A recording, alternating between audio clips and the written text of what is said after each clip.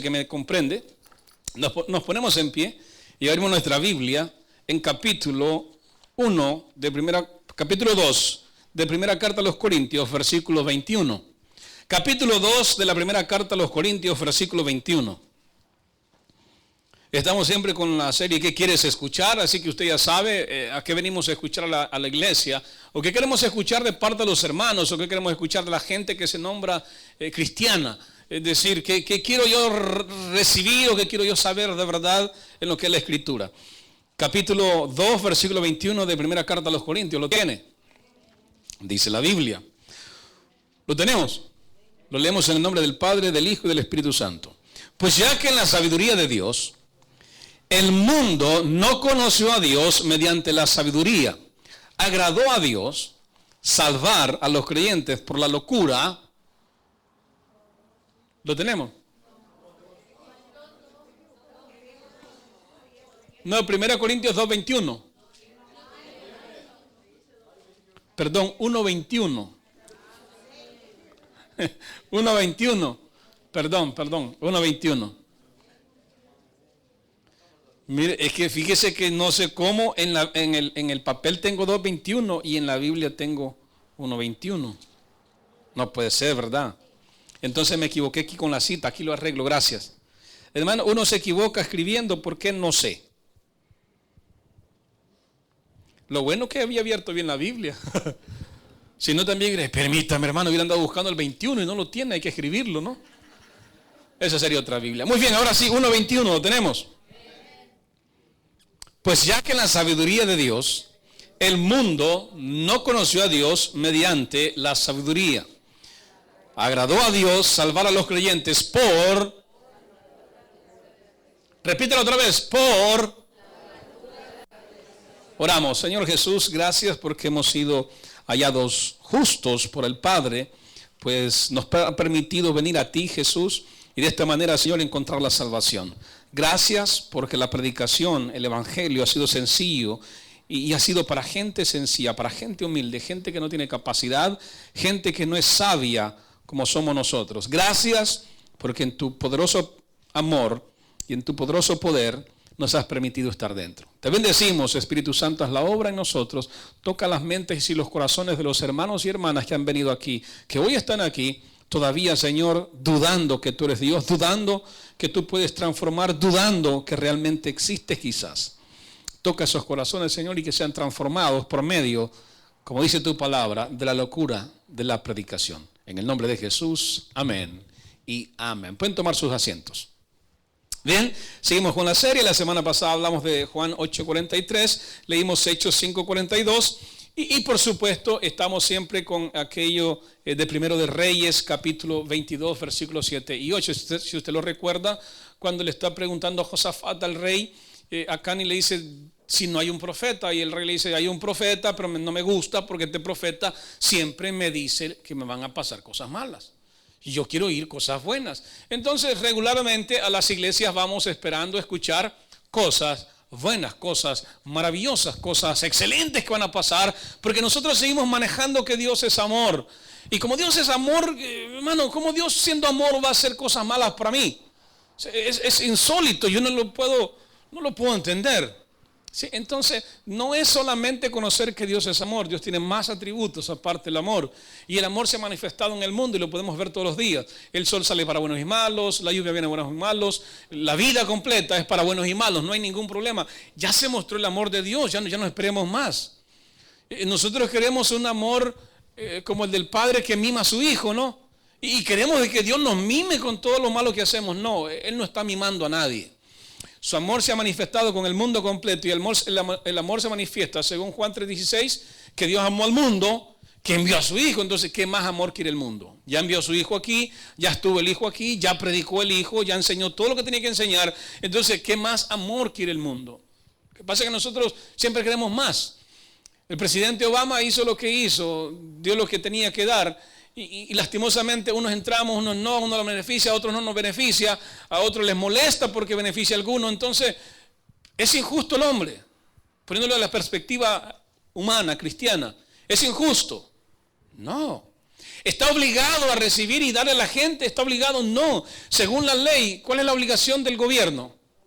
Agarrarnos y deportarnos. Esa es la ley. Entonces, en su justicia el hombre decide ayudar a las familias que han tenido hijos nacidos aquí. Esa es su justicia. ¿Hay algo malo? ¿Hay alguna injusticia porque no nos agrega algunos? No, no hay nada de injusticia. Porque la justicia es, de todos los que están, yo solo quiero darle a algunos y es lo que puedo hacer. Es parte de la justicia. Entonces, básicamente Dios, en su amor, en su elección, así ha hecho. Él decide mostrar su amor para con unos un poco más, pero ya al mundo le mostró el amor. Entonces, más del amor, hay una responsabilidad de nosotros que debemos de cumplir dentro de la iglesia. Una responsabilidad que usted tiene, y es saber vivir. Usted tiene que saber vivir. Ahora, como cristiano no quiere decir que Dios va a andar mimándolo y cubriéndolo y guardándolo. Viene la lluvia y Dios le va a poner un paraguas, no se va a mojar. Dios no está en eso. Usted tiene que prever, usted tiene que pensar, para eso nos dio un cerebro. Y el cerebro nos ayuda a meditar, el cerebro nos ayuda a percibir, a ver las cosas malas. La Biblia dice que el sabio ve el mal y se aparta, se aleja. Y el que no se aleja dice, pasa y recibe el daño. Entonces, ¿de qué tipo de personas somos? Somos de las personas que prefieren evitar el daño o pasamos y sufrimos las consecuencias. Entonces, es de pensarlo, como le decía la semana pasada, el pecado que hoy disfrutamos, ese mismo pecado mañana nos hará llorar. Y lo vemos reflejado en las personas, lo hemos reflejado en aquellos que han tenido que salir de algunas situaciones difíciles, pero al final no han podido y su pasado los ha perseguido hasta donde están. Y algunos de nosotros lo sabemos. Ahí ha venido el pasado. Después de estar muy felices, de repente apareció el pasado y dice, yo pensé que Dios me había perdonado. Sí, te perdonó, pero no las consecuencias del pecado, las consecuencias del error, del desvarío que tomaste. Entonces, eso es para entender un poquito. Sí, Dios es amor. Dios es amor. Y predicar del amor de Dios es magnífico. Pero no podemos reducir la salvación solo predicando el amor de Dios. Dios le ama y Dios entregó a su Hijo para que usted sea salvo. Y Dios le ama y está dispuesto a perdonarle todo el tiempo, pero Dios le ama. Entonces uno quisiera venir a escuchar ese tipo de sermones, ¿sí o no? Y son lindos, son preciosos, son necesarios también para aquellos que han pecado y no saben si retornar a la iglesia o quedarse en el mundo. Entonces son necesarios los sermones que hablan acerca del amor de Dios. Necesarios. Porque a veces uno pues tiene pareja que no lo ama, la pareja lo ha abandonado, entonces uno necesita sentirse amado por alguien. Y cuando viene a la iglesia y oye un sermón que dice que Dios le ama y que no importa cómo usted sea, en el buen sentido de la palabra, no en sus acciones, sino en su físico, en su corazón, en su vida, y no importa cómo sea, Dios le ama y Dios le está salvando. Entonces eso como que vuelve a dar ánimo, eso como que vuelve a levantar a aquel que está caído.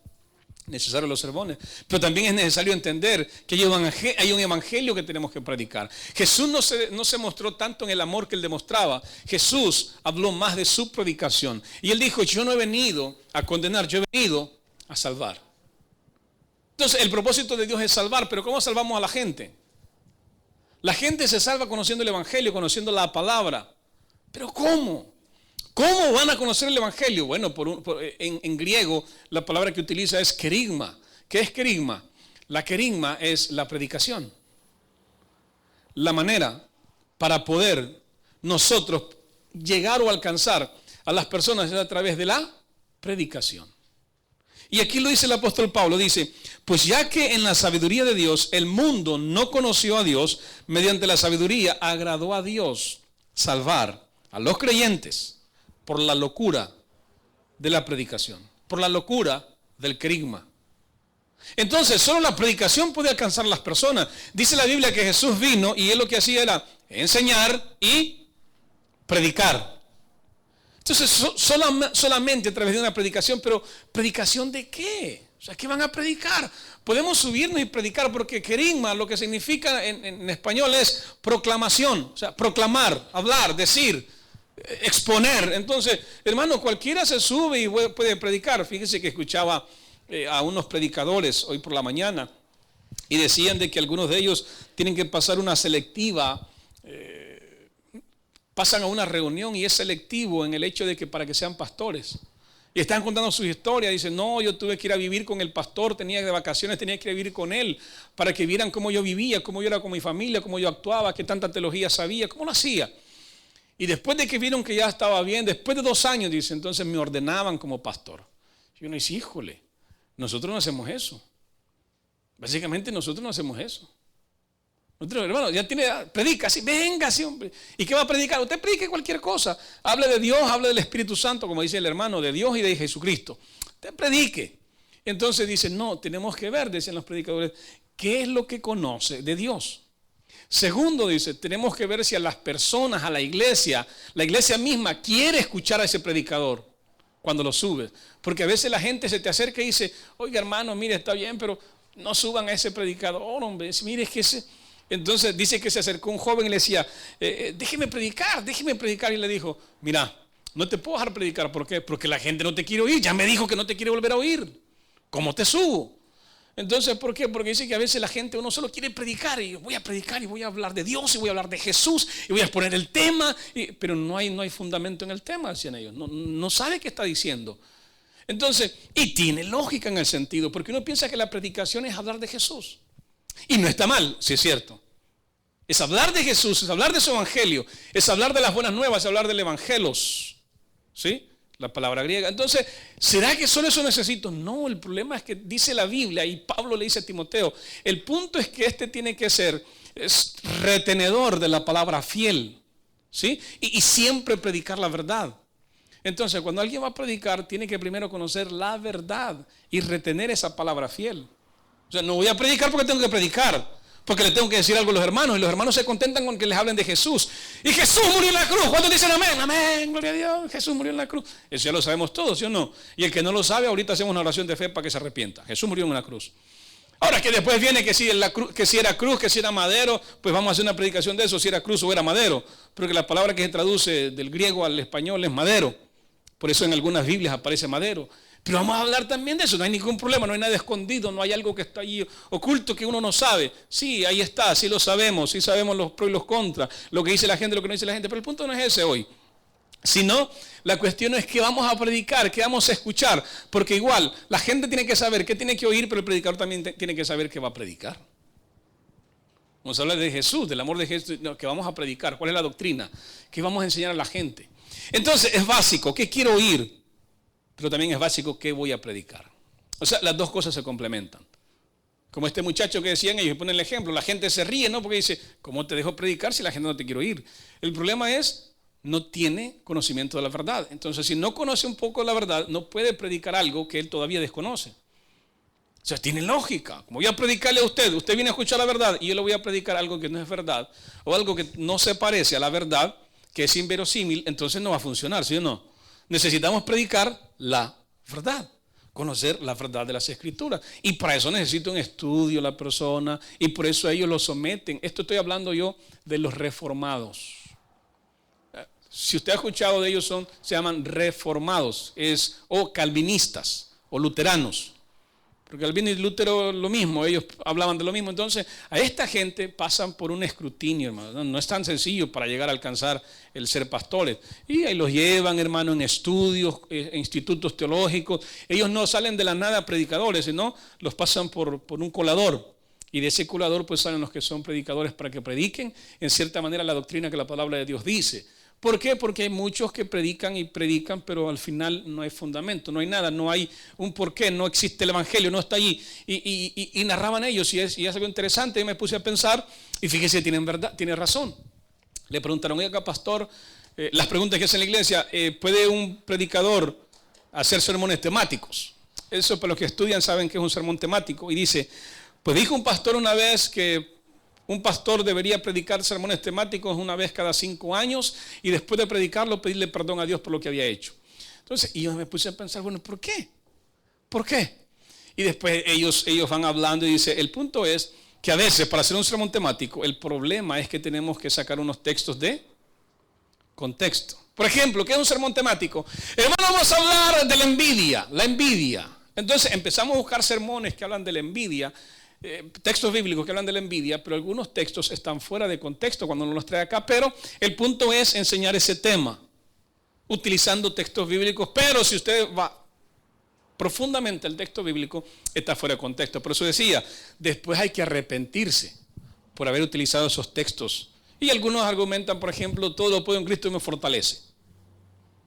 Dice, todo lo puedo en Cristo y me fortalece, y usted le duele la espalda, y, ay, todo lo puedo en Cristo y me fortalece. ¿Sí? Entonces, el texto real, si usted va a la Escritura, no está hablando de que todo lo puedo, sino en el punto que lo está usando el apóstol Pablo, está hablando de dinero.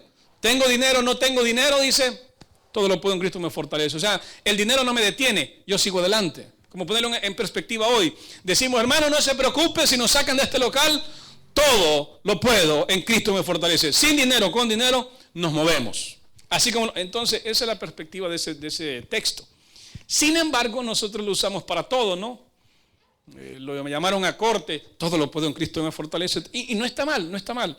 Porque hay unos textos bíblicos que tienen principios eternos, principios reales. Y si es verdad, hermano, si usted está en Cristo, ¿puede las cosas o no las puede? Sí las puede. Ahora, pero primero tenemos que ser contextuales y hablar de lo que Pablo está diciendo. Ese me dio un consejo un pastor. Si vas a usar un texto y lo vas a sacar fuera del contexto para lo que fue usado, primero habla de lo que fue hecho. ¿Para qué se escribió? Y después usarlo para lo que lo vas a usar y explicarle a la iglesia lo que quieres enseñarle. Ahora, está bien, ¿no? Pero a veces no necesita tanto uno. Y a veces uno solo lo hace. Lo dice, hermano, y usa los textos bíblicos, usted entiende el pasaje, usted entiende el tema, y se va supuestamente uno ya renovado y uno espera que haya logrado lo que quería hacer con el hermano. Por ejemplo, hablamos del orgullo, ese es un tema. Hablamos del egoísmo, ese es otro tema. Entonces, que tratamos de hacer que la gente vaya entendiendo a la luz de la palabra que necesita cambiarlo. Y ese es el punto que el pastor o el predicador debe saber. Que va a predicar, que va a enseñar, cómo lo va a enseñar y que siempre va a ser alguien que es retenedor de la palabra fiel, así como fue predicada. Y lo que oíste y viste de nosotros, esto también manda a otros para que así mismo enseñen. O sea, nosotros tenemos que imitar a ¿quiénes? ¿A quiénes? A Jesús y a los apóstoles. Y lo que oíste de nosotros y viste de nosotros y lo que has visto como nosotros hemos funcionado, así tenés que hacerlo vos y así tenés que enseñarle a otros. Porque vas a ser retenedor de la palabra fiel, así como te lo enseñamos. Entonces, eso es lo que tiene que sostener el predicador. Y usted como oyente tiene que buscar lo mismo. La palabra fiel. Amén. Entonces, ¿qué dice este texto bíblico el 21? Porque es un poco enredado. Dice, pues ya que en la sabiduría de Dios, no tenemos problema para entender eso, ¿no? La sabiduría de Dios es la sabiduría que Él da. Y muchos se centra en 1 Corintios a la sabiduría de Dios. Y habla de que nosotros tenemos la sabiduría de Dios, no la sabiduría humana.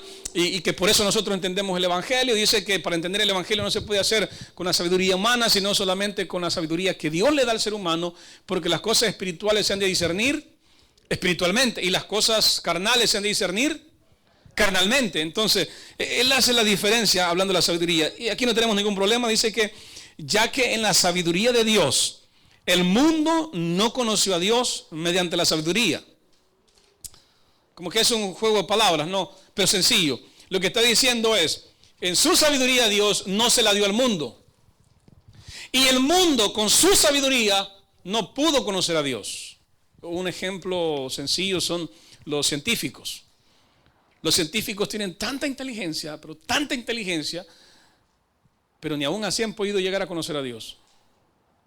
Entonces, eso es lo que él dice. La sabiduría de Dios está más elevada, la sabiduría del hombre es más baja, pero sin embargo, ni con toda esa sabiduría que el hombre tiene, no es capaz de percibir la existencia de Dios. Pero, dice la Biblia en el mismo versículo, agradó a Dios, en la parte C, agradó a Dios salvar a los creyentes por la locura de la predicación. Y es aquí donde entra algo muy interesante. Por ejemplo, cuando uno predica y usted empieza a escuchar a un predicador, usted no le mira tanto y dice, si esto que está predicando no es gran cosa, está hablando de Jesús, murió en una cruz, Dios existe, la predicación, que queremos escuchar, que la gente quiere escuchar las cosas y eso es lógico, ¿no? Entonces, ¿qué tiene de profundo? O sea, ¿qué tanta sabiduría hay en la predicación? Porque vemos personas a veces sin estudios que predican y a uno le toca el corazón y le toca la mente y dice, ¿y este hombre de dónde? Como dijeron cuando vieron a Jesús, dice, ¿y este de dónde? Si el papá lo conocemos, la mamá, el papá es el carpintero, la mamá sabemos quién es, los hermanos también, las hermanas aquí viven junto con nosotros, ¿y este de dónde va a tener toda la sabiduría? Entonces, la predicación es sumamente sencilla. Para gente sencilla. Y Pablo lo dice aquí en mismo Corintios, en la misma carta a los Corintios, que Dios no eligió a los sabios, sino que eligió los necios del mundo, lo que no sabe nada, lo que no entiende nada. Entonces Dios empezó a salvarnos a nosotros por medio de la locura de la predicación. Llegaron los fariseos y escuchaban la predicación y decían, eso no se entiende.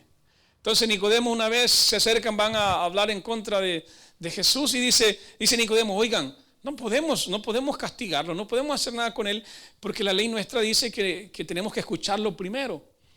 Y le dice entonces los principales, ¿cómo tú también eres uno de ellos? Que no entiendes que de Nazaret nunca ha salido nada bueno.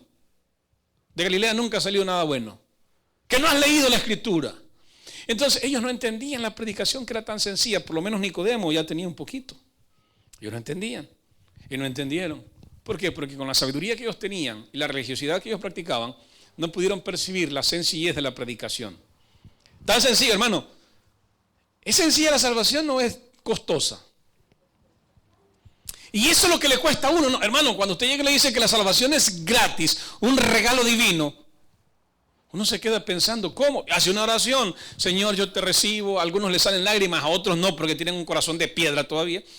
Y dice, ok, ya. Y le dice usted, ¿y ahora qué tengo que hacer para ser salvo? Mire, si usted lo hizo correctamente, si lo hizo de corazón, pues la Escritura dice de que aquel que lo hace de corazón es salvo. Entonces soy salvo, yo no tengo que hacer nada. No, pues si lo hizo de corazón y ahora va a vivir para Jesús, ya no tiene que hacer nada. ¿Tan fácil es? Sí, así es sencillo. Oiga, pero los judíos tienen que cumplir un montón de leyes. Los musulmanes se están matando a la gente para poder ser salvos. ¿Y yo no tengo que hacer nada? No tienen que hacer nada. Eso es toda la salvación, creer en Jesús y ya soy salvo. Eso es todo. Entonces dijeron los sabios, no, hombre, no es tan sencillo, hombre. ¿Cómo van a creer que un poco de gente que no sabe ni letras? Porque ellos decían, miren quién lo sigue. Solo gente inculta lo sigue. No hay ninguno de los sabios que esté detrás de él. Ningún sabio. Solo la gente inculta, gente iletrada, gente que no conoce nada está siguiendo a Jesús. Entonces, porque la salvación es tan sencilla. Y la predicación lo vieron como una locura. Dijeron, ¿cómo va a ser salvo así, hombre? ¿Cómo solamente a través de conocer? Y todos estos ritos y las tradiciones que nosotros hemos vivido por siglos, o sea, quedan en nada, no sirven para nada.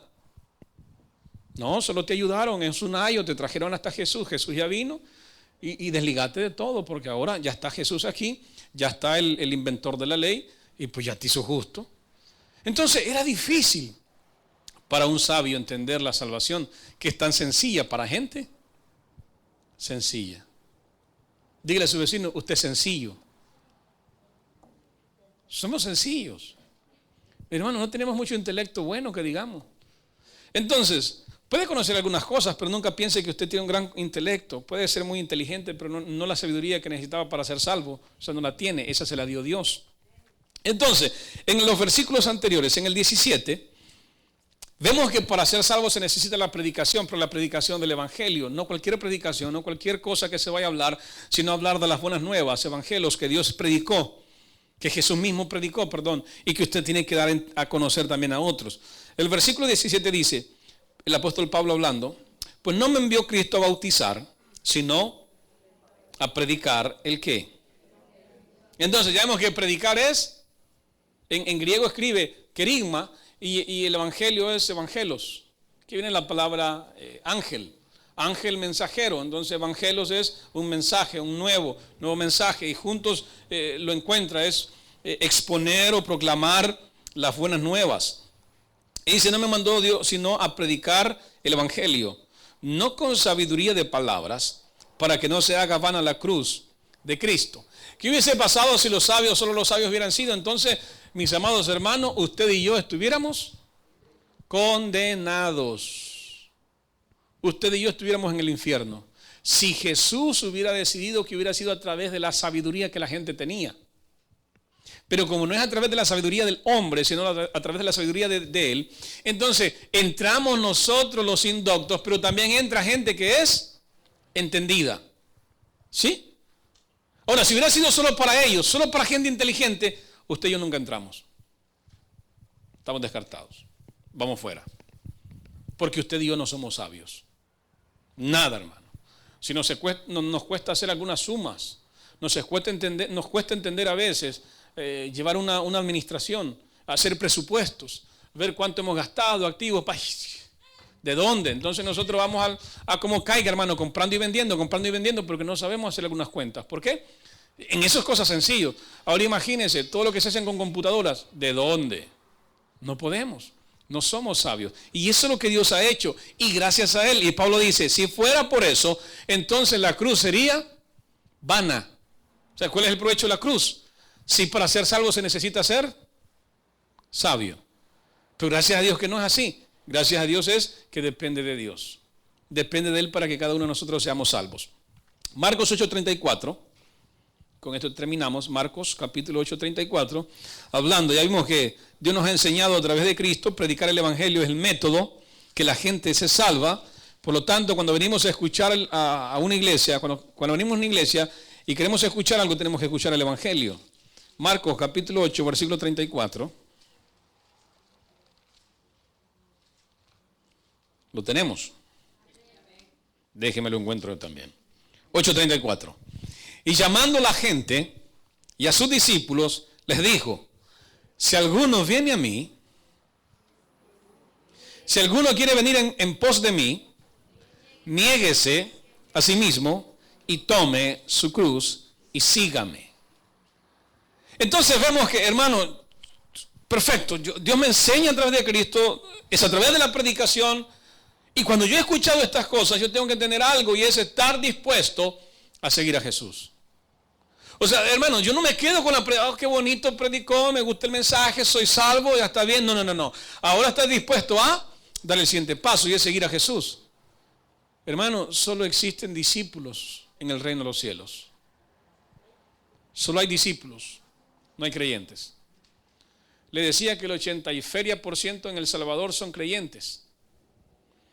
Pero El Salvador está hundido en las pandillas, en el terror, en el temor, en el odio, en las amarguras. Hundido, pero el 80% son creyentes. Casi el 100% son creyentes. Entonces, ¿qué pasa con El Salvador? ¿Qué pasa ahí? Si creen en Jesús, y aquel que cree en Jesús es una nueva criatura, las cosas viejas pasaron y aquí todas son hechas nuevas. ¿Qué pasa con Jesús? Perdón, ¿qué pasa con El Salvador? ¿Qué pasa con ese país tan pequeño que no puede salir del hoyo en que está? Son creyentes. En el cielo no hay creyentes. En el infierno van a haber muchos creyentes. En el cielo hay discípulos de Cristo, seguidores de Jesús, verdaderos discípulos. Entonces, yo quiero ser discípulo, y Jesús llama a la gente, pero a la par de la gente vienen ¿quiénes?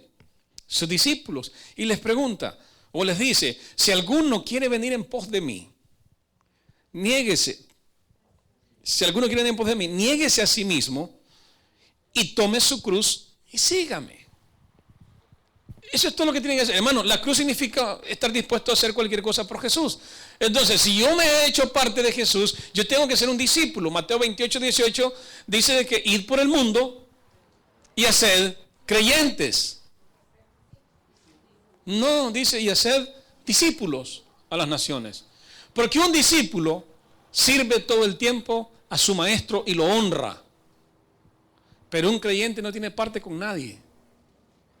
Un creyente hoy cree en Jesús, mañana cree en Mahoma, pasado mañana cree en el judaísmo. Él no tiene pacto con nadie. Y el discípulo sí honra a su maestro. Aprende todo lo que su maestro le enseña y después se convierte igualito que el maestro, sigue enseñando lo que su maestro le enseñó. Eso es un discípulo. Por eso Jesús solamente tiene discípulos. Si lo podemos llamar así, hermanos, discípulos. Gente que verdaderamente lo sigue. Gente que está dispuesta a negarse a sus emociones, a sus pasiones, a sus deseos. Porque es bonito, hermano. Es bonito andar disfrutando la vida. No le gusta. No le gusta salir de vacaciones. No le gusta ir a disfrutar. No le gusta comer buena comida. Cuando se cansa de comer frijoles y arroz en su casa, no le gusta ir a un restaurante y comer bien. ¿Verdad que es rico? ¿Verdad que es bien bonito irse a sentar a la playa, poner una fogata, tener a la familia que le cocine una carnita asada, comérsela, disfrutar, cerrar los ojos? Bonito. Disfrutar es bonito. Maravilloso, ¿sí o no? Pero la Biblia dice que usted tiene que buscar a Jesús, negarse a sí mismo. Y a veces va a tener que negar todas esas cosas. Y yo le ponía el ejemplo al hermano, le mire, mientras ustedes a veces pueden salir o mientras la gente puede salir, yo estoy encerrado con mis libros o con la Biblia. Yo ando con mi maletita ahí encerrado, buscando los libros, aprendiendo, conociendo algo, mientras otros disfrutan. Mientras otros pueden salir a pasear, a veces yo tengo que andar haciendo otras cosas. Producciones de la iglesia. No es queja, es un ejemplo. Entonces, eso habla la Biblia. Un discípulo que está dispuesto a negarse a sí mismo, a negar sus pasiones, sus deseos, para tomar la cruz de Jesús y seguir a Jesús mientras otros pueden estar disfrutando de la vida. Y dice, pastor, pero usted va a tener buenos galardones. ¿Quién se lo garantiza? No, que Dios le va... No. Está bien, tal vez vaya a hacer algo Dios, pero no está forzado a hacer nada por lo que yo tengo que hacer. Dice que siervo inútil soy cuando hago lo que yo tenía que hacer. Siervo inútil. Y aquí dice que si yo tomo mi cruz y sigo a Jesús y me niego a mí, esa es la parte que me corresponde para ser discípulo. No estoy haciendo nada extra. ¿Se entiende? O sea que no mire que pobrecito el pastor, como estudia. No hay nada extra ahí. Estoy haciendo lo que dice la Biblia. En un poquito. Poquito. O sea, no es el 100%. Es negarse a veces, porque no lo puedo hacer 100%, pero negarse a veces de hacer lo que más me agrada por estar sirviéndole a Él, por tomar la cruz y seguirle. Eso es lo que le corresponde a usted. Eso es, hermano. Pero nosotros preferimos disfrutar. Yo no estoy en contra de... Estoy poniendo un parámetro, una premisa, un balance, como usted quiera verlo. Esa es su convicción de cada uno y eso depende de su llamamiento. Eso depende del amor que usted sienta por Dios. Mi deber es presentar el Evangelio de Jesús. Entonces, usted decide qué es mejor, usted decide qué es lo que le conviene más. ¿Sí? Aunque no se trata de conveniencia, no se trata de amor. No es porque yo estoy en la iglesia porque me conviene Cristo. Yo estoy en la iglesia porque Él tuvo misericordia de mí, me alcanzó y por amor me trajo. Y ahora, en agradecimiento, yo tengo que vivir siempre honrándolo porque Él tuvo misericordia de mí. Ese debería ser mi modo de pensar. Todo lo que Jesús ha hecho por mí. Entonces, depende de cada uno de nosotros. Versículo 35. Porque todo el que quiera salvar su vida, la perderá. Y todo el que pierda su vida por causa de mí y del Evangelio, la salvará. Entonces, no hay mayor problema con este texto. Usted sabe, hablar de querer salvar la vida es lograr las cosas del mundo. Es poder alcanzar las metas que yo tengo como ser humano. Entonces, ese va a perder su vida si se apartó de Dios. Pero aquel que se dedicó a Cristo, un día pues todos tenemos que morir, ¿no? Todos vamos a terminar en el mismo lugar. Rico o pobre, siempre es tierra la que tiene encima. Otros no están siendo quemados, entonces fuego desde antemano, desde que llega el fuego, le están metiendo fuego aquí. Yo no, hermano, a mí que no me metan fuego, yo me quiero ir enterradito. A mí me meten en la tierra, somos biodegradables, ahí me deshago, me convierto en polvo y ahí vuelvo a salir tal vez en un árbol y ahí en una fruta me vuelven a comer, ¿me entiende? Somos biodegradables, somos polvo y al polvo volvemos. Eso es lo que hace la tierra, ¿no? La hoja cae al suelo y ¿en qué se convierte?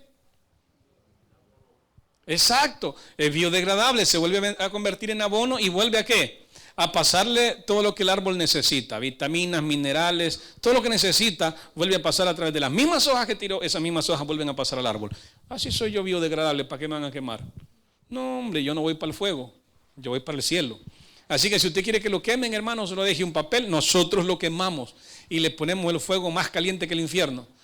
Por si algo, no sabemos si llega allá, ya va preparado, ¿me entiende? Ya siente lo calientito, ¿me entiende? Así que depende. Yo le diría, hermano, si usted no cree, no se queme. No se queme. Si no tiene fe, ¿para qué? Dígale a sus familiares, miren, a mí entiérrenme. Puede hacerlo desde ahorita que está vivo. No, esa es mi humilde opinión. Allá a usted si le gusta que lo quemen. A mí no, yo le tengo miedo al fuego. Ya pasé por eso. Entonces, el versículo 35 no da más, hermano, usted puede decidirlo. ¿Y quiénes salvan su vida? Bueno, solo lo hacen a través del Evangelio. Solo a través del Evangelio usted salva su vida. Fuera del Evangelio usted no puede salvar la vida, usted la pierde, aunque en este mundo viva bien. Felizmente puede vivir, tener mucho dinero la gente, pero no creo que vaya a ser su caso, hermano. Yo creo que usted nunca va a ser millonario. No porque yo no tenga fe, sino que usted y yo no tenemos el carácter para ser millonarios. ¿Sí? No espere un loterillazo, hermano, porque primero no lo juega y segundo no es el método de Dios para los hijos. ¿Me entiende? Es decir, que no va a decir que un día va a terminar millonario, ahí solamente, hermano, que le pasara como las telenovelas. Que usted resulta que su mamá no es su mamá, sino que su mamá es una millonaria. Al fin lo encontró, era gringa, y lo encontró y le dejó toda la herencia a usted. Eso solo pasa en las novelas, en la vida real no pasa. La mamá que tiene es su mamá, no busque otra. Pero no vamos a ser millonarios, no es porque no tenga fe, es porque se nos ve el carácter. No nacimos para ser millonarios, no tenemos el temple, ¿sí? Y tampoco hemos estudiado mucho para decir, hermano, a través de los estudios vamos a lograr ser millonario. Entonces, y el otro pues ya le queda poco camino que recorrer. Y algunos la mitad. Pero ahí la llevamos. Estoy concientizándolo para que usted piense más o menos en lo que es la vida cristiana y cuánto tiempo le queda para llegar al Señor. Porque, hermano, va a llegar el tiempo, tenemos que pensarlo, va a llegar el tiempo que vamos a estar en la presencia de Cristo. No nos hagamos que somos eternos. No importa la edad. Miren, ayer aquí estamos, después de amaneciendo con Dios nos fuimos y allá a un muchacho lo apuñalaron, no sé si era joven, adulto, 15 puñaladas. Ahí, hermano, ahí estaba cerrado, ayer no pudimos entrar. Usted no sabe, hermano, uno sabe, usted sale y no sabe lo que puede pasar si le quieren robar el reloj, los aritos, y por eso le pegan 15 puñaladas. No, hombre, hermano, si yo la siento que le están puñando aquí, uno, ¡ay, ay! Horrible, ¿no? Pero usted no sabe lo que va a pasar mañana, entonces tenemos que estar siempre pensando en lo que va a acontecer. Un día voy a estar en la presencia de Dios, voy a estar así, llevo mi cruz o voy sin cruz. Si va sin cruz, no ganó nada. Si va con su cruz, usted tiene su galardón y además la vida eterna.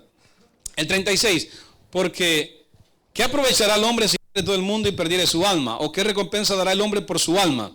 Porque el que se avergonzare de mí y de mis palabras en esta generación adúltera y pecadora, el Hijo del Hombre se avergonzará también de él cuando venga en la gloria de su Padre con los santos ángeles. Aquí no está hablando, hermano, está hablando de avergonzarse. Avergonzarse del Evangelio. Y hay gente que se avergüenza del Evangelio. ¿Cuántos van a ir a ganar almas ahora? No se avergüenza del Evangelio. El apóstol Pablo dice en Romanos 1:16, porque no me avergüenzo del Evangelio, porque es poder de Dios.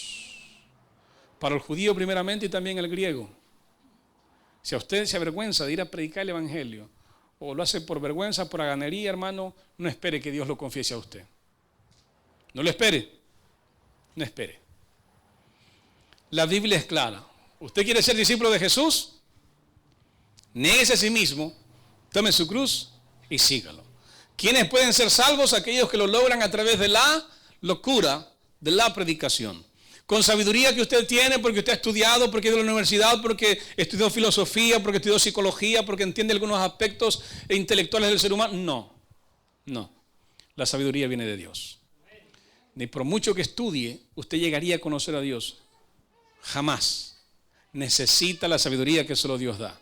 Mis amados hermanos, medite, piense. Hemos hablado de enseñar de Cristo, predicar el Evangelio y estar dispuesto a entregar nuestra vida al servicio de Jesús. Medite bien. Si ha sido enseñado, si conoce el Evangelio, ¿qué falta entonces para que usted dedique su vida llevando su cruz y decidiendo morir al mundo pero vivir para Cristo? Es una decisión que usted toma aquí en la tierra. Después de la partida, usted no puede tomar ninguna decisión. Ya no hay más decisiones que tomar. Se presenta ya en el cielo, hermano, y solo dos opciones tiene. Dios le va a preguntar, ¿qué pasó? ¿Qué hiciste?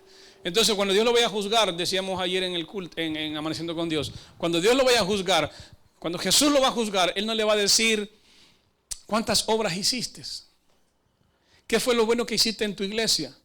¿Cuántas veces saludaste a tu hermano? Él no le va a preguntar eso, Él le va a decir lo que Juan capítulo 12, versículo 47 creo, dice. Yo no los vine a condenar a ustedes, yo los vine a salvar. Mi palabra los va a condenar en el día postrero. Entonces cuando llegue a la presencia de Cristo usted, para hacer lo que sea, para ser juzgado, para ser presentado delante de Él, entonces le va a hacer esa pregunta. ¿Qué hiciste?